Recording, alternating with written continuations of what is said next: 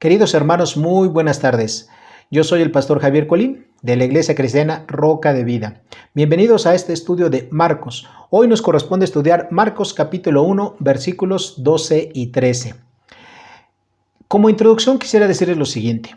Nunca en la vida del Señor Jesucristo se presentó que Él en algún momento no estuviera lleno del Espíritu Santo.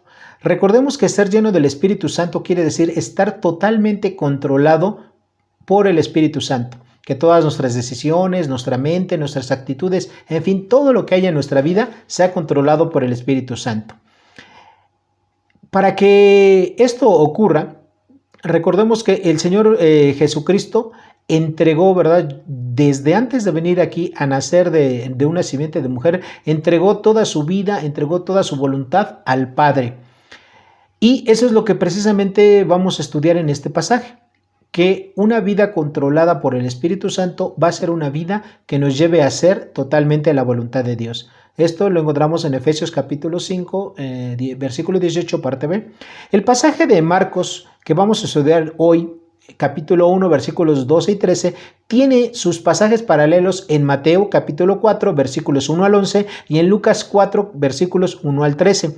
Por lo que si nosotros queremos saber de una manera fiel el significado del pasaje, necesitamos estudiar los tres pasajes que son pasajes paralelos. Ahora, ¿cuál es el tema de estos pasajes paralelos? El tema es la tentación que el siervo, es decir, el Señor Jesucristo, experimentó. Y para ello, bueno, como yo les decía, tenemos que analizar los tres pasajes. Vamos a leer primeramente lo que dice Marcos capítulo 1, versículos 12 y 13. Dice así: y luego el Espíritu le impulsó al desierto, hablando de Jesucristo.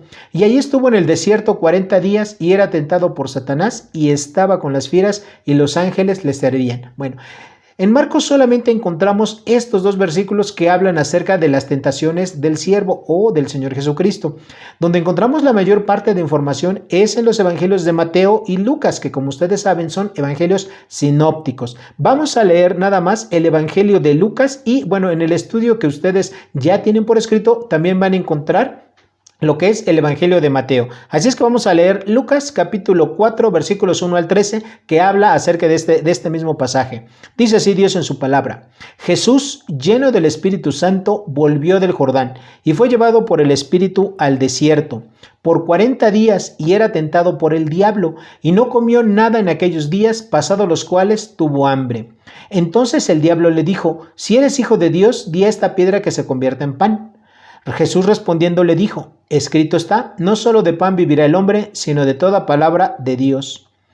Y le llevó a Jerusalén y le puso sobre un pináculo del templo y le dijo: si eres el Hijo de Dios, échate de aquí abajo, porque escrito está, a sus ángeles mandará cerca de ti que te guarden, y en sus manos te sostendrán, para que no tropiece tu pie en piedra. Respondiendo Jesús le dijo: dicho está, no tentarás al Señor tu Dios. Ahora, me voy a regresar a los versículos 6, 7, 8 y 13. Mejor dicho, 6, 7 y 8. Dice: y le dijo el diablo: a ti te daré toda esta potestad y la gloria de ellos, porque a mí me ha sido entregada, y a quien quiero la doy. Y si tú postrado me adorares, todos serán tuyos. Respondiendo Jesús le dijo: vete de mí, Satanás, porque escrito está, al Señor tu Dios adorarás y a él solo servirás. Y el versículo 13 de Lucas 4. Y cuando el diablo hubo acabado toda tentación, se apartó de él por un tiempo. Bueno, en este pasaje encontramos, como yo les decía, como tema principal, la tentación, aunque en realidad fueron tres tentaciones que el Señor Jesucristo tuvo. El estudio de esta tarde está dividido en 4 partes. La primera parte es la tentación. Y esta primera tentación, Satanás atacó la necesidad básica que es el hambre, ya que el Señor Jesucristo había pasado 40 días y 40 noches en ayuno, por lo tanto tuvo hambre. En estos 3 pasajes se menciona que fue el Espíritu Santo quien condujo al siervo, es decir, al Señor Jesucristo, al desierto para ser tentado. Esto no contradice lo que dice la palabra del Señor en Santiago capítulo 1 de los versículos 13 y 14. Es decir, el Espíritu Santo no es quien iba a tentar al Señor Jesucristo, sino que únicamente el Espíritu Santo, o sea, Dios mismo, fue el que estaba impulsando al Señor Jesucristo para llevarlo a diferentes lugares. En este caso lo llevó a un desierto, ¿ok? Entonces, a Jesucristo, en este lugar desértico, él iba a tener una prueba. Y esa prueba era demostrar, ¿verdad?, que el siervo no podía pecar. Esto, mis queridos hermanos, se conoce como la doctrina de la impecabilidad de Dios. Dios no puede pecar, absolutamente no. Dios no puede pecar, nunca ha pecado, no ha pecado en estos momentos y no lo va a hacer en un futuro. Ahora, la palabra que se traduce aquí como tentar quiere decir, es la palabra griega peirasmos, y esta palabra griega quiere decir poner o hacer algo así como un ensayo, tentar o hacer un ensayo. Y esta palabra tiene una connotación muy especial en la vida del Señor Jesucristo. ¿Por qué? Porque a diferencia del Señor Jesucristo, que nunca iba a pecar, ya que obviamente esto enseña la doctrina de la impecabilidad, cuando nosotros lo aplicamos a nosotros, a sus hijos, a los seres humanos, nosotros sí tenemos una opción, o mejor dicho, tenemos dos opciones. La primera es pecar, caer en esa tentación y cometer pecado. Pero el Señor Jesús, y la otra es pasar bien esa prueba, como lo hizo el Señor Jesucristo, no pecar. En el caso del Señor Jesucristo, Él solamente tuvo una alternativa, solamente existió siempre una sola alternativa, que era no pecar. Entonces mucha gente se puede preguntar, bueno, si de antemano sabemos que el Señor Jesucristo no iba a pecar porque Él nunca ha pecado, porque es totalmente santo, porque es totalmente puro, entonces, ¿cuál fue el objetivo de que fuera tentado por Satanás? Precisamente en esa pregunta está la respuesta. El Señor Jesucristo no pasó estas tentaciones para ver si podía pecar, sino que estas tentaciones Él las pasó para demostrar al mundo que Él no iba a pecar. Y de esa manera Él podía ser ese cordero, ese sacrificio perfecto que encontramos en Isaías 53, de los versículos 3 al 11, donde encontramos que Él fue llevado como un cordero al matadero, no abrió su boca, jamás hubo pecado en Él, nunca se encontró engaño en su boca, nunca una mentira. Esa fue la razón. ¿Cómo es que nosotros podemos aplicar esto a nuestra vida? Bueno, las pruebas en la vida de un creyente son inevitables. Solo que a diferencia del Señor Jesucristo, nosotros, como yo les decía hace un rato, sí podemos pecar. Y además fallamos, pecamos, caemos en las tentaciones que en la vida se nos pueden presentar, pero no así en el caso del Señor Jesucristo. Otra aplicación que nosotros tenemos es que, al igual que el Señor Jesucristo, cuando se superan las pruebas es cuando nosotros estamos llenos del Espíritu Santo. Los cristianos no podemos pasar a probar las pruebas que se nos van presentando en nuestra vida cuando no estamos llenos del Espíritu Santo, cuando no le estamos entregando a Él el control de nuestra vida, de nuestras decisiones, de nuestros pensamientos, de nuestras voluntades. Lo más seguro es que nosotros caigamos en esa tentación y por lo tanto fracasemos en esa prueba que Dios permite en nuestra vida. El lugar de la tentación, como leemos aquí en estos versículos, fue un desierto. Y obviamente en el contexto también nosotros encontramos que el Señor Jesucristo fue llevado por el Espíritu Santo o impulsado por el Espíritu Santo a un desierto. Y después de que estuvo ahí ayunando por 40 días y por 40 noches, tuvo hambre. Lo cual era lógico y natural. Cualquiera de nosotros cuando pasa no 40 días y con sus 40 noches, sino cuando pasan unas horas o un día cuando mucho, no, pues tenemos un hambre impresionante. Satanás, déjenme decirles que es un ser inteligente, pero también es muy malvado. Y con toda la sabiduría que él tiene, utilizó un argumento encontrado en la misma palabra de Dios como base para su ataque en la primera tentación. El argumento que utilizó Satanás en la primera tentación fue: si eres hijo de Dios, di a estas piedras que se conviertan en pan. Y este pasaje fue tomado de Marcos, ¿sí? Precisamente en Marcos capítulo 1, versículo 11, que es lo que estudiamos hace unos días con nuestro hermano Alberto. Cuando después de que el Señor Jesucristo fue bautizado, se oyó una voz desde el cielo que decía: este es mi Hijo amado, en quien tengo complacencia. ¿Ok? Entonces Satanás tomó eso precisamente, le dijo al Señor Jesucristo: si tú eres el Hijo de Dios. Haz que estas piedras se conviertan en pan. Con estas frases, Satanás estaba apelando a la necesidad básica del Señor Jesucristo, es decir, al hambre. La respuesta del Señor Jesucristo para eludir este ataque de Satanás fue utilizar un versículo que está en el Antiguo Testamento, en Deuteronomio, capítulo 8, versículo 3, y dijo, y obviamente el Señor Jesucristo, ¿qué dijo? No solo de pan vivirá el hombre, mas de toda palabra que sale de la boca de Jehová vivirá el hombre. ¿Ok? Hermanos, cuando nosotros no tenemos pruebas en nuestra vida, tenemos que enfrentar esas pruebas. A lo mejor la prueba no nos la está poniendo Satanás, a lo mejor la prueba la está poniendo nuestra propia carne, el mundo. ¿Qué tenemos que hacer nosotros? Nosotros, al igual que el Señor Jesucristo, tenemos que repeler, tenemos que enfrentar esas pruebas con la palabra de Dios. ¿Ok? Ahora, tenemos que tener algo muy en claro, mis queridos hermanos. Jesucristo sí pudo haber convertido esas piedras en pan y saciar su hambre. Era legítimo. Él tenía el poder para hacer eso y todo lo demás. Mas, sin embargo, si él hubiera hecho eso, él se hubiera metido en un problema muy importante con Dios. ¿Por qué? Porque él estaría obedeciendo lo que Satanás le dijo, la voluntad de Satanás, y no estaría obedeciendo a Dios. Y de ahí es que el Señor Jesucristo repelió, ¿verdad?, con la palabra, este primer ataque de Satanás. La segunda tentación la encontramos en Lucas capítulo 4 de los versículos 5 al 7 y en Mateo capítulo 4 versículo 10. Bueno, antes de explicar esta segunda tentación del Señor Jesucristo, es importante hacer notar que en los evangelios de Mateo y Lucas el orden de las tentaciones 2 y 3 se presentan de manera inversa. La segunda tentación tuvo lugar en un monte muy alto y le ofreció Satanás a Jesús todos los reinos de la tierra. Con base a esta astucia, Satanás no le ofreció el mundo al siervo. ¿Por qué? Porque el mundo fue hecho por Jesucristo, por Dios y el Espíritu Santo. Entonces iba a ser muy obvio, muy evidente, una mentira fácil de desenmascarar si le hubiera dicho Satanás al Señor Jesucristo, te voy a dar el mundo. Pues el mundo es del Señor Jesucristo, pues él lo había hecho. Pero lo que hizo Satanás fue, te voy a ofrecer los reinos, ¿verdad? Los reinos de este mundo. Y de una u otra manera, Satanás, aunque sea temporalmente, pues sí es el dueño de los reinos de este mundo. ¿Ok? Sí es el dueño, sí él controla, dirige los destinos de muchos pueblos, de muchas naciones, ahora como en aquel tiempo. ¿Ok?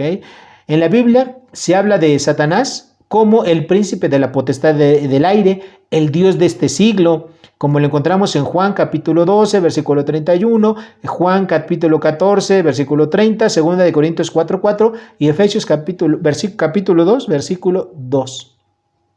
Ahora, si lo pensamos bien, Satanás, utilizando su inteligencia, le ofreció a Jesucristo algo. Le dijo, a cambio de tu adoración, yo te voy a dar todos los reinos de este mundo. ¿Ok? Van a ser tuyos todos los reinos. Si el Señor Jesucristo hubiera aceptado adorar a Satanás, en ese momento la ambición que él tenía se hubiera terminado.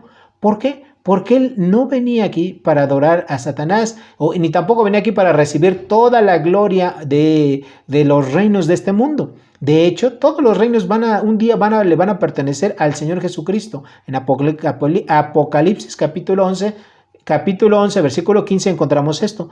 Pero antes de que eso ocurra, el Señor Jesucristo tenía que pasar por la cruz. ¿Ok? No hay atajos, mis queridos hermanos.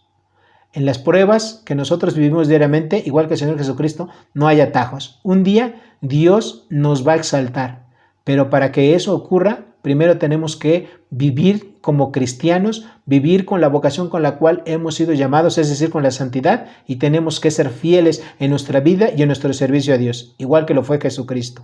La respuesta de Jesucristo ante este segundo ataque de Satanás fue utilizar nuevamente la palabra de Dios. Y el Señor Jesucristo citó Deuteronomio capítulo 6, versículo 13. Dijo el Señor Jesucristo, a Jehová tu Dios temerás y a Él solo servirás, y por su nombre jurarás. Con esta segunda tentación, Satanás apeló al deseo que cualquier ser humano tiene, el deseo de poder, ¿verdad? Pero de reconocimiento. ¿Pero qué ocurrió? Que el Señor Jesucristo lo como dijéramos coloquialmente, lo batió, ¿verdad? Lo hizo a un lado. Aplicación, otra aplicación para nosotros. En esta segunda tentación de Jesucristo, así como él rechazó un lugar de poder, un lugar de autoridad a cambio de adorar al enemigo, tú también tienes que rechazar toda posición de poder o de reconocimiento a cambio de honrar a personas malvadas, a personas que no hacen la voluntad de Dios, sino que hacen su propia voluntad. Y esto, sin duda alguna, tú te vas a acordar de mí porque vas a pensar en todas aquellas ocasiones en las cuales la gente te ha ofrecido cosas, te ha dicho que te pone en un puesto de trabajo, a lo mejor en un cargo de autoridad en la escuela o ahí en tu asamblea de vecinos, etcétera, pero siempre te piden a cambio de algo. Mis queridos hermanos, el ejemplo de Jesucristo es rechazar todo ello, ¿ok? La tercera tentación del siervo, es decir, del Señor Jesucristo. En Mateo capítulo 4, de los versículos 5 al 7 y Lucas capítulo 4, versículos 9 al 12, encontramos que Satanás atacó otra cosa que cualquier ser humano anhela o desea: el reconocimiento, el ser famoso, el ser reconocido por todas las personas. En esta tercera tentación de Jesucristo, este fue llevado a la ciudad de Jerusalén, que es la ciudad de Dios, y precisamente al lugar más santo que se podía encontrar en esta ciudad, que es, o mejor dicho, que era el templo de Dios. Satanás tentó al Señor Jesucristo y le dijo, dice, y el Espíritu Santo llevó a Jesucristo a Jerusalén, dice el versículo 9, y lo llevó a Jerusalén y le puso sobre el pináculo del templo y le dijo, si eres hijo de Dios, échate de aquí abajo, porque escrito está, a los ángeles mandará cerca de ti que te guarden y en las manos te sostendrán para que no tropieces con tu pie en piedra. Bueno, esto lo encontramos ahí en Lucas capítulo 4, versículos 9 al 11. Fíjense nada más la propuesta de Satanás. El Espíritu Santo llevó a Jesucristo y en el pináculo. Bueno, ustedes se pueden preguntar, bueno, ¿qué es un pináculo? Y en este caso del templo. Bueno, el pináculo, mis queridos hermanos, es el lugar, uno de los lugares más altos que tenía el templo. En la parte superior, la parte derecha de ese templo, que era como un ala o un alerón que se llaman así también en construcción, a esa parte se le llama pináculo. Era la parte más alta, aproximadamente unos de 13,5 a 14 metros de altura es lo que tenía es este pináculo, ahí estaba. Y de ahí es donde Satanás le dice, ¿verdad?, al Señor Jesucristo, que se dejara caer. ¿Por qué? Porque Dios iba a mandar a sus ángeles para que lo protegieran, para que no le pasara absolutamente nada. Bueno, Satanás tomó estas palabras del Salmo 91, versículos 11 y 12, en donde Dios había prometido que iba a guardar al Mesías en todos sus caminos aquí en la tierra. Posiblemente Satanás estaba tratando de inducir en la mente de Jesucristo la idea de que iniciara su ministerio de una manera sensacional. Recordemos, mis queridos hermanos, que aquí el Señor Jesucristo todavía no había empezado su ministerio público, apenas se había presentado, apenas había sido bautizado, como lo vimos hace unas semanas, y aún no había empezado su ministerio público. Imagínense lo que sería para el Señor Jesucristo empezar de una manera espectacular su ministerio, dejarse caer del lugar más alto de ahí de la ciudad de Jerusalén y que en esa caída Dios mandara a sus ángeles para que lo cuidaran, para que él descendiera y para que no le pasara absolutamente nada. Bueno, la Biblia tampoco nos dice, mis queridos hermanos, en qué día se presentó esta tentación. Pero ¿qué les parecería que hubiera sido en un sábado? El sábado, el día del Señor para los judíos de aquel tiempo y también para los de ahora, y que hubiera sido a la hora en la cual la gente o la gran mayoría del pueblo de Israel se dirigiera al templo, que estuvieran a punto de entrar cuando de repente el Señor Jesucristo se hubiera dejado caer ahí del pináculo. Bueno, lo que hubiera ocurrido sería algo sensacional. Seguramente este tipo de ideas son las que Satanás tenía en mente cuando trató de inducir al Señor Jesucristo para que hiciera eso. Déjenme decirles que en Malaquías capítulo 3, versículo 1, estaba profetizado que el Mesías se iba a presentar en el templo. Pero ¿saben una cosa? No iba a ser en esta ocasión por una tentación hecha por Satanás. El Señor Jesucristo más tarde se presentó en el templo leyendo al profeta Isaías. Y él mencionó ahí, ¿verdad?, que ese día se había cumplido la profecía con él mismo. ¿ok? Entonces, en esta tercera ocasión que Satanás tentó al Señor Jesucristo, el Señor Jesús resistió la tentación para recibir el reconocimiento, para no recibir el reconocimiento de las personas, que es una necesidad humana igual que cualquiera de nosotros. Y el Señor Jesucristo repelió este ataque de Satanás, esta tentación, utilizando nuevamente un versículo de la Escritura, que es el versículo 16 de Deuteronomio 6, que dice lo siguiente: no tentéis a Jehová vuestro Dios como lo tentasteis en Masá. Aunque Dios había prometido guardar la vida y la integridad del Mesías mientras estuviera aquí en la tierra, hasta el momento de que Él fuera entregado en la cruz para hacer el sacrificio perfecto por el pecado de toda la humanidad, eso no significaba que el propio Jesús tenía, Él como hijo, como el siervo de Dios, el derecho a ponerse bajo tentación, y menos si esa tentación era una prueba o una idea dada por el mero Satanás, ¿ok? Entonces, con este versículo, con el versículo 6 del capítulo 16 de Deuteronomio, no tentaréis a Jehová vuestro Dios como lo tentasteis en Masá, el Señor Jesucristo repelió esta tercera tentación. Ahora, nosotros, al igual que el Señor Jesucristo, y esto es una aplicación, no te tienes que poner en situaciones que hagan peligrar tu vida y esperar que Dios te rescate. Esto se llama tentar a Dios. Por ejemplo, dices, bueno, pues hoy se me antojan unos esquites, y unos esquites bien ricos, pues ahí los venden ahí en la colonia Buenos Aires. Me voy a las 2, 3 de la mañana por unos esquites porque se me antojaron. O bien porque dices, bueno, quiero comprarme un pantalón nuevo de mezclilla y el lugar donde están más baratos es Tepito. Así es que bueno, pues voy a ir a Tepito, ¿verdad? Como eso de las 7, 8 de la noche. Voy a ir a Tepito por mi pantalón. Bueno, tú te estarías poniendo en lugares que evidentemente son muy peligrosos, esperando que Dios te proteja, lo cual evidentemente pues sería tentar a Dios. Bueno, el cuarto y último punto de este estudio, mis queridos hermanos, es ¿cuál fue el resultado de vencer las 3 tentaciones del Señor Jesucristo? Ahí en Lucas capítulo 4, versículo 13, Mateo capítulo 4, versículo 11, encontramos lo siguiente. Después de que el siervo superó estas tres pruebas, los resultados que podemos ver son 2. Primero, el primer resultado es que el diablo, Satanás, el enemigo, se alejó de él, dice la Escritura, por un tiempo. Al ver su fracaso, al ver que toda la astucia, toda la inteligencia que tenía Satanás no fue suficiente para hacer caer en pecado al Señor Jesucristo. Segundo, el Señor Jesucristo utilizó la palabra de Dios para vencer al maligno. Tú y yo también tenemos que hacer eso. El segundo resultado fue, según Mateo capítulo 4, versículo 11 y Marcos 1:13, fue que los ángeles servían al Señor Jesucristo. La Biblia no dice exactamente qué tipo de servicio hacían los ángeles por el siervo, pero lo más seguro es que ellos le hayan provisto de lo que él necesitaba en el momento. Posiblemente de agua, de alimentos, ¿verdad? Después de haber estado ahí. Y, ¿por qué no? También lo adoraron. Es una forma de servicio. ¿Ok?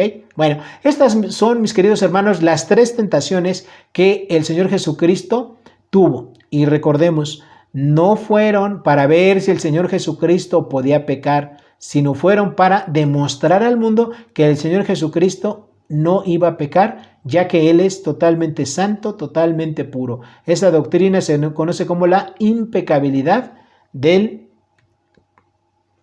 Señor Jesucristo. Ahora, vamos a nuestras preguntas para ver si entendimos lo principal de estos pasajes. ¿Quién es el autor humano? Bueno, en este caso, mis queridos hermanos, pues es Mateo, Marcos y Lucas, ¿verdad? Los 3 evangelistas. ¿Qué propósito tuvo el autor humano para escribir estos pasajes? Informar a los israelitas que el siervo del Señor iba a ser tentado por Satanás, pero iba a salir victorioso de estas 3 tentaciones, de estas 3 pruebas. ¿Quiénes son los destinatarios originales del pasaje? Los israelitas en general y aquellos israelitas que estaban influenciados por la corriente romana que dominaba la vida social, política, económica y cultural de aquellos días. 4. ¿Qué personajes principales intervienen en los pasajes? Evidentemente Jehová Dios, el siervo de Dios, o sea, Jesucristo, el Espíritu Santo, los ángeles y en último lugar, Satanás, ¿no? Ahí hay que mencionarlo, pero él fue lo último que mencionaremos. 5. ¿Qué interpreta usted de estos pasajes? Que las pruebas que pasó el Señor Jesucristo fueron para demostrar que Él no podía pecar y así demostrar que Él era el poseedor de una vida moral idónea antes de iniciar su ministerio público. ¿Estos pasajes tienen alguna aplicación para nuestros días? Por supuesto, claro que sí. ¿Cómo aplico estos pasajes a mi vida? Bueno, yo puse 2 aplicaciones, pero usted en casa puede no solamente poner 2, puede poner muchísimas más que el pasaje los tiene. Bueno, primero, resistiendo las pruebas por medio de aferrarme a la palabra de Dios, como lo hizo el Señor Jesucristo. Segundo, en medio de las pruebas, no dejarme engañar por Satanás, ni por las personas, ni por mi carne, ¿verdad? Quienes tratan de engañarme y hacerme caer. 8. ¿Cuáles son los versos claves del pasaje? En este caso, como son pasajes paralelos, prácticamente dicen lo mismo. Mateo capítulo 4, versículo 1 y Lucas 4:1, que dice: entonces Jesús fue llevado por el Espíritu al desierto para ser tentado por el diablo. Y Lucas 4:1, Jesús, lleno del Espíritu Santo, volvió del Jordán y fue llevado por el Espíritu al desierto. ¿Okay? En estos versículos encontramos todo lo que hemos estudiado el día de hoy. Mis queridos hermanos, les mando un cordial saludo, que Dios los bendiga y espero que este estudio haya sido de mucha bendición como lo fue para este servidor. Que Dios les bendiga y hasta luego.